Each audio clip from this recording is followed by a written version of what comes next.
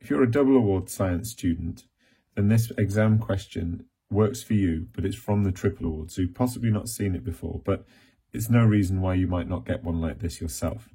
So the first thing it wants us to do is to compare a helium atom with an alpha particle, because one of the things you should remember is that an alpha particle is basically the nucleus of a helium atom. The first things first, it's quite a nice question. It wants you to play spot the difference. It wants to know the similarities between these two things. So they've started you off by, they both have 2 neutrons. There's a couple of things you could say. So you can say that it has 2 protons. So that would be 1. You only need 1 similarity and 1 difference between them. But 2 protons, you might say as well that it's got 4 nucleons.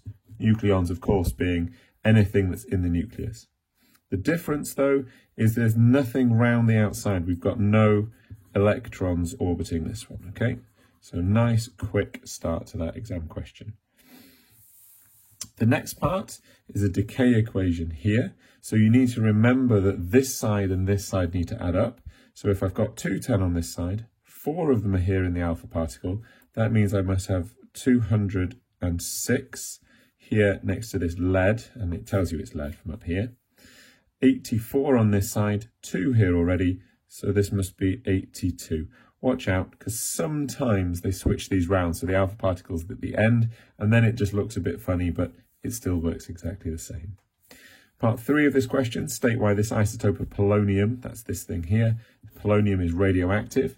Well, atoms are radioactive because they're unstable, and usually they're unstable because they've got, well, mind you, that'll probably get us the mark anyway, so it's an unstable nucleus is what I'd say, or what you might say is wrong ratio of protons and neutrons. Yeah, so stability comes from having the right number of protons and neutrons in your nucleus. You start messing around with that, things get a little bit unstable. And then it tells us the very sad story of Andrei Litvinenko, who died because of poisoning by polonium. And you have to remember, of course, a little bit about your properties of radiation. So alpha particles are not very penetrating, but they are incredibly ionizing. So why has this polonium-210 killed this guy? Well, polonium, is an alpha source. So alpha is, I'd say something like very ionizing.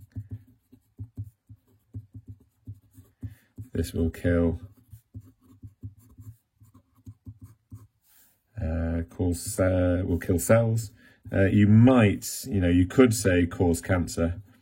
Now, this whole incident happened much faster than you'd get cancer. So he didn't develop cancer and die, but his cells were actually killed. But because we need you to know that ionizing radiation kills cells or causes mutations in cancer, then you can have that mark, so to speak.